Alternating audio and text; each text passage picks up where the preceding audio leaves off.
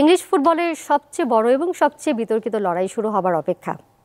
একদিকে আছে premier league, অন্যদিকে তার ডিফেন্ডিং চ্যাম্পিয়ন এবং প্রভাবশালী শক্তি ম্যানচেস্টার সিটি। পৃথক মামলায় পেপ গার্দিওলা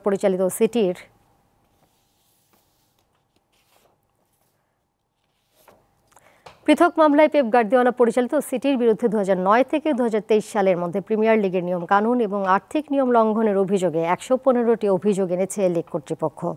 ইংল্যান্ডের লিগে খেলা সিটির মালিক সংযুক্ত আরব আমিরাতের রাজপরিবারের এক সদস্য। একই মালিকানায় বিশ্বের 5 মহাদেশে আছে আরও 12টি ক্লাব। আগামী সোমবার এই অভিযোগের বিষয় শুনানি শুরু হচ্ছে। একটি স্বাধীন প্যানেল 10 সপ্তাহের মধ্যে শুনানি কার্যক্রম শেষ করবে বলে আশা করা হচ্ছে। রায় পাওয়া যাবে 2025 সালের শুরুর দিকে। খেলাধুলার শতাব্দীর আলোচিত বিচার কার্যক্রমে দোষী সাব্যস্ত হলে সবচেয়ে বড় আর্থিক কেলেঙ্কারির সাথে যুক্ত থাকার পাশাপাশি প্রিমিয়ার লিগ থেকে সাময়িক বহিষ্কার কিংবা গুরুত্বপূর্ণ পয়েন্ট কাটা যেতে পারে ম্যান সিটির।